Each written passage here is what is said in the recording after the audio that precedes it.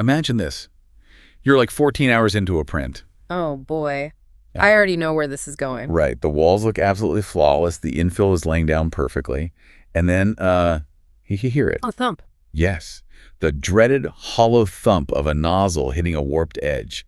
Your entire print is just ruined because your Z offset drifted by like a fraction of a millimeter. Yeah. Or, your bed was slightly out of level. It is the absolute worst feeling. It really is. And if you've been printing with PLA and Bambu TG for the last 6 to 24 months, you know exactly what I'm talking about. You've spent countless hours slipping pieces of paper under the nozzle, manually adjusting knobs, and basically praying to the 3D printing gods for a clean first layer. Oh, yeah. We've all been there. And you want to upgrade, right? You want a machine that simply works. But you have a budget, and you're probably wondering if that seamless experience is even, possible without spending a small fortune. It's the defining dilemma for any intermediate maker today. Because, you've completely outgrown that entry-level tinkering phase where fixing the machine was actually part of the fun. Yeah, it stops being fun pretty quickly. Exactly. But at the same time, you're not running a commercial print farm that justifies some massive professional-grade financial investment. And the gap between those two worlds used to be an enormous leap. Well, and that gap is exactly what we're exploring in today's deep dive. We're looking at the current landscape of sub-15,000 CZK 3D printers in 2026. A very interesting space right now. Definitely. Yeah. Specifically, we're putting 3 very popular machines under the microscope. We have the Bambu Lab A1 Mini, the Anycubic Cobra 3, and the Creality K1C. All solid contenders. And just for context, we are pulling all our insights today from 2 really excellent articles over at Printar 3D. The first is a Monday Hub article breaking down budget printers under $600, and the second is a dedicated Thursday support piece detailing the A1 Mini. And our mission today is not to just sit here and read you a specification sheet. I mean, you already know what a 3D printer is and how a slicer works. Right, you guys don't need the absolute basics. Exactly. Our goal is to build a practical decision framework for your next purchase. We really want to move beyond the basic questions and get into the mechanical realities and, the daily workflow of these specific machines. Okay, let's unpack this, because the entire market has shifted pretty dramatically. If we rewind the clock just a little bit, what did a 15,000 CZK budget actually get you? Honestly, just a few years ago, that specific budget bought you an enthusiast kit. A box of parts, basically. Yeah, exactly. You were essentially buying a box of loose stepper motors, some aluminum extrusions, and a bag of screws. Sounds exhausting. It meant a weekend of frustrating assembly and a very steep learning curve. I mean, the burden of mechanical precision was entirely on your shoulders. If the frame was not perfectly square, well, your prints failed. Right. But today, that exact same budget buys you fully automatic calibration. It really does. The entire paradigm has flipped from building and tuning the machine yourself to simply turning it on and letting it print. And Bambu Lab really pushed this shift into overdrive, I think. They brought out the A series in late 2023, which was a massive deal because prior to that launch, their X1 and P1 lines were aimed squarely at the prosumer market. Very much so. Those were machines for people running small businesses or pushing extreme technical limits. But the A-Series explicitly targets everyday consumers, hobbyists, and absolute beginners. Right. They took the advanced software ecosystem and that whole automation philosophy of their high-end core machines and aggressively scaled it down to a more accessible price point. The reality of that automation is honestly staggering. Let's look at the A1 Mini. It arrives at your door, pre-assembled and pre-leveled. Which is huge. According to the manufacturer, you pull it out of the box, plug it in, and it's ready for its first print in roughly 20 minutes. Just 20 minutes from a sealed box to printing plastic. That's incredibly fast. It is. But I have to play devil's advocate here for a second. Let's compare this to buying a standard paper printer for your home office. You plug it in, and it prints. You have no idea how the toner cartridge actually works, and when a deer breaks, you just throw the whole thing away. I see where you're going with this. Right, so is this level of absolute automation actually a good thing for a maker's skill set? Like, does it make users complacent so that when things inevitably go wrong, they lack the foundational knowledge to troubleshoot? That is a very valid concern, and, it's something heavily debated in the community. But I look at it from a different perspective. Okay, lay it on me. Well, the printer is handling the bed leveling, the Z offset, the vibration compensation, and the flow dynamics entirely in the background. What's fascinating here is that removing that mechanical setup barrier doesn't necessarily make you lazy. No. Instead, it frees up your cognitive load. It allows users to focus on complex geometric design, on learning advanced CAD software, and on exploring material science. You graduate from being a mechanic constantly fixing a tool to being a designer actively using a tool. Okay, I see your point. If you're not fighting the bed leveling knobs every single morning, you can spend that hour learning how to design better functional snap-fit joints. Exactly. Just to be clear on how it's doing this magic, though, we do have to look at the mechanics. The software actively measures and calibrates for specific resonance frequencies in the background. Right. It learns how the frame shakes at different speeds. Yeah, and it counters it with motor movements. It measures, it adjusts, and it prints, smoothing out those ghosting artifacts automatically. The user experience is what truly matters there. The software ecosystem handles the physical imperfections of the hardware. Knowing that the A series is explicitly designed for this ease of use, we really need to look at the physical limitations and the costs of the smallest machine in that lineup. Let's break down the A1 Mini reality. Let's do it. The pricing numbers are aggressive. The base version of the A1 Mini runs around $299. And for that, you're getting a build volume of 180 by 180 by 180 millimeters. Which is pretty compact. Very compact. Now, contrast that with the full-size A1, which offers a 256 millimeter print area and starts at $399. This is where we have to establish some very firm boundaries on what the A1 Mini actually is and what it is not. Because, at $299, it's very easy to project industrial capabilities onto it that just aren't there. That's a great point. Let's define the mechanics. The A1 Mini is an open-frame bed slinger. And for anyone who hasn't thought deeply about the kinematics, that means the heavy build plate is physically throwing your printed part back and forth on the y-axis. The print head moves left and right on the x-axis, and a single cantilever arm handles the z-axis height. Exactly. And importantly, it does not have a heated enclosure. Zero enclosure. Right. Because of this open design, it absolutely cannot reliably print ABS out of the box. You will experience severe warping issues. Oh, for sure. Furthermore, its heated bed maxes out at 80 degrees Celsius. We should probably explain why that warping happens for folks. ABS shrinks significantly as it cools. If you try to print large ABS parts on a bed that only hits 80 degrees, while cold room air is freely blowing across the upper layers of the print, the top layers shrink faster than the bottom layers. Which is a recipe for disaster. Total disaster. That uneven thermal contraction causes the bottom corners to literally peel up off the build plate like a potato chip. A very frustrating plastic potato chip. Exactly. So we're looking at a strict diet of PLA, PTG, and TPU for this machine, which honestly, you listening to this are already very comfortable with. Yeah, it excels at those standard materials, Yeah. but you absolutely must know the thermal sealing of the machine before you buy it. I want you, the listener, to think about your own projects right now. Look around your workspace. Look at the last 10 things you printed. I have to ask, is a 180 millimeter build volume not a massive downgrade for someone who already has a basic standard 220 or 250 millimeter printer? It definitely sounds like a downgrade on a specification sheet. But if we look at real-world usage data for small functional parts, desktop organizers, tabletop figurines, and structural brackets, 180 millimeters is often plenty of space. I guess that's true for most day-to-day stuff. Right. You're trading sheer dimensional size for speed and surface quality. Despite its small footprint, the A1 Mini reaches maximum print speeds of 500 millimeters per second. Wait, hold on. You're talking about 500 millimeters a second on a bed slinger. Yes, I am. Doesn't the basic physics of a moving bed mean that kind of speed is going to completely ruin the surface finish on anything taller than a simple calibration cube? I mean, you are whipping a heavy piece of plastic back and forth on a single arm. You would think so, and that is the historical problem with bed slinger designs. But the software ecosystem we mentioned earlier addresses that directly. The resonance compensation. Exactly. By compensating for those vibrations dynamically, it manages to maintain high surface quality even at those velocities. Plus, it features a quiet mode that operates under 48 decibels. That's wild. 48 decibels is basically the hum of a quiet refrigerator. Which makes it completely viable for a living room, a dorm room, or a shared home office. You simply cannot say that about most older, larger bed slingers that grind and whine loudly for hours on end. Totally. Okay, so if 180 millimeters is enough space for your daily needs, then the next major feature competing for your budget is color printing. The new frontier. It really is the new battleground for consumer hardware. We have the Bambu A1 Mini on one side and the Anycubic Cobra 3 on the other.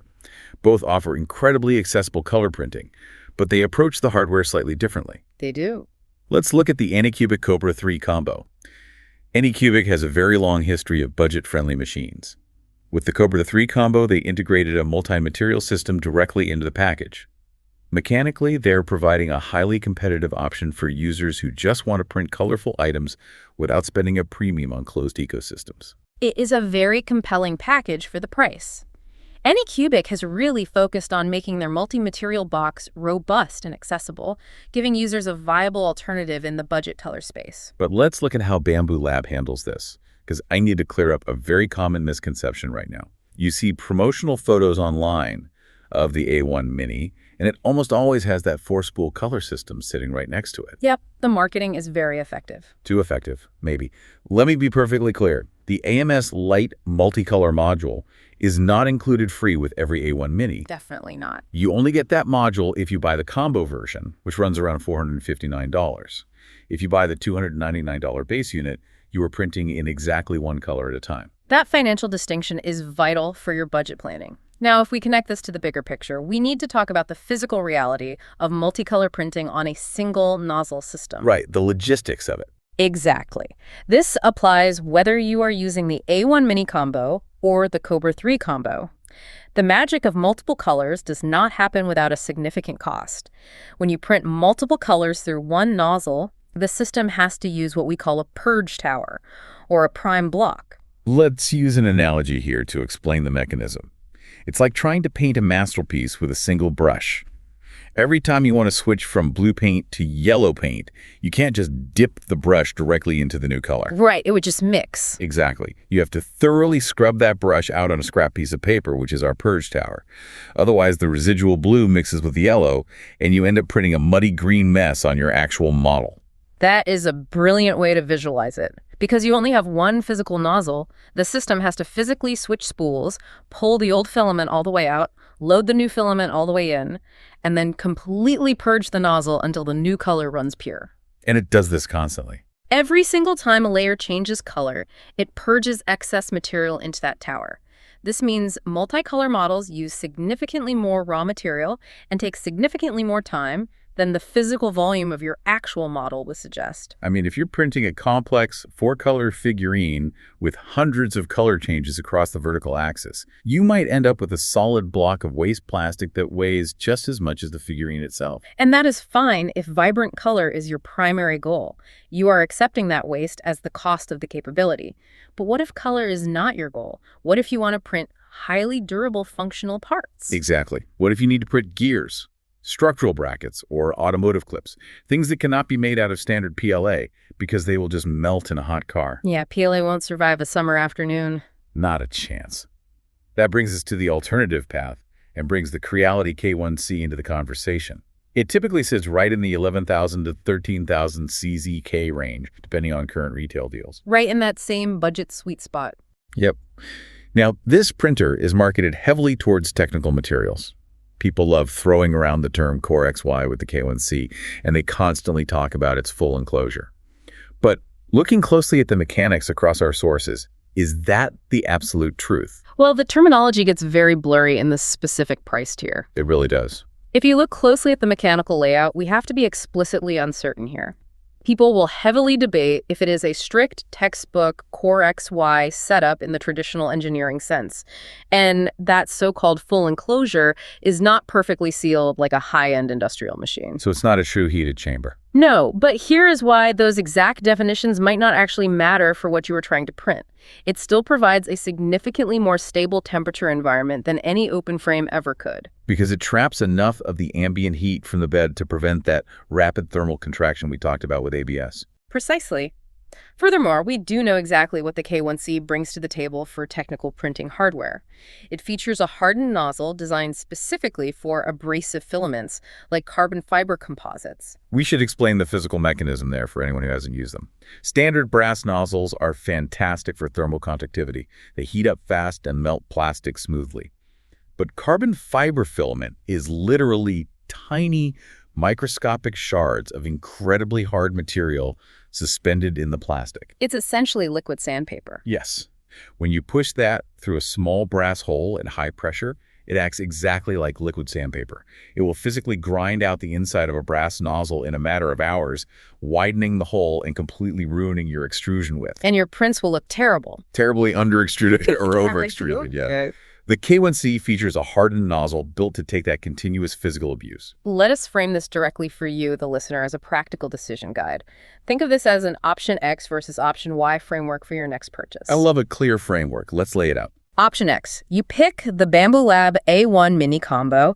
You choose this route if your primary desires are multicolor printing, completely hands-off calibration, and you are certain your parts will comfortably fit inside a 180 by 180 by 180 millimeter cube. So it's for a specific type of user. Exactly. This is for the user who wants to print vibrant models, toys, and standard household organizers without ever touching a wrench. Option X is for the hands-off artist. Now, option Y. You go for the Creality K1C or a similarly enclosed style machine in that bracket. The technical route? Right. You choose this if you plan to print higher temperature or engineering materials that absolutely need a contained, warmer chamber to prevent warping. You choose this if you need a hardened pathway for abrasive filaments to make functional, durable parts. So what does this all mean? Your 15,000 CZK budget is essentially a fork in the road. You can no longer just ask the internet what the best printer is. No, the best is entirely subjective now. You have to buy the printer that matches your specific trajectory as a maker. Are you going towards toys, models, and easy color? Or are you going towards functional, abrasive, high-temperature engineering parts? Making that specific choice honestly with yourself will save you a tremendous amount of frustration down the road. We've laid out the mechanics, the thermal limitations, the physical prices, and the main competitors. Now it's time to give you a definitive, actionable piece of advice for making a purchase. This is the important part. I'm going to pause for a second. Make sure you are listening closely, because if you are hovering over a checkout button today, you really need to hear this. Listen up. If you are buying your first Bambu printer this week, order the A1 mini combo over the bare unit. Do not buy the $299 base model intending to upgrade to color later. The AMS Lite multicolor module is the one upgrade you cannot cheaply add after the fact at this price point. It comes down to basic math and ecosystem design. Buying the bare unit for $299 might save you some cash today, sure. It feels like a safe, conservative bet if you are unsure about multicolor. Which makes sense on paper. But when you inevitably decide you want to try color printing in 3 months, buying the AMS Lite as a standalone add-on is completely financially inefficient. The physical separate purchase cost is much higher. It stings to buy it later. The bundle discount you get by purchasing the $459 combo from day one is substantial. If there is even a 20% chance you will want multicolor capabilities in the next year, just buy the combo. It is the absolute cheapest gateway into their color ecosystem, but only if you use the specific gate they built for you on day one.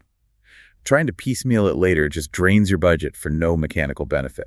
To summarize this entire deep dive, the sub-15,000 CZK budget in 2026 offers an incredible variety of capable machines.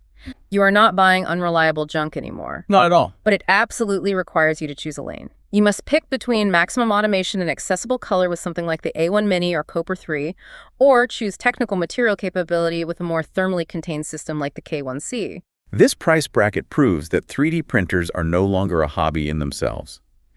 They are now an appliance for your hobby. A very well said point. Your 15,000 CZK is not just buying hardware anymore, it's buying back your time.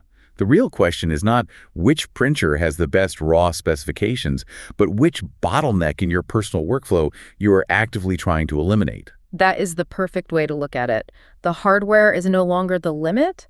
The limit is knowing what you actually want to design. Yeah. And speaking of making things, I want to leave you with one final, slightly provocative thought to mull over. Ooh, all right. Let's hear it.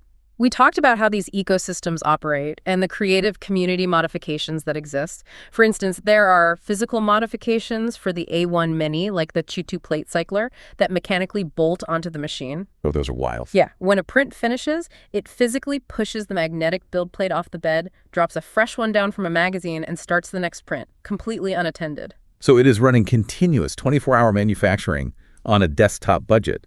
That is an amazing mechanical achievement. It is brilliant engineering. But consider this. If you automate your printer to run 24 hours a day, endlessly swapping its own plates and churning out multicolor prints while you're sleeping at night or away at work, do you actually have the physical desk space in your home for a massive, exponentially growing pile of finished plastic parts? That is the real hidden danger of perfect automation. Suddenly, your quiet home office is just a mountain of plastic boats, desktop organizers, and heavy purge towers. For the full numbers, see printerair3d.com.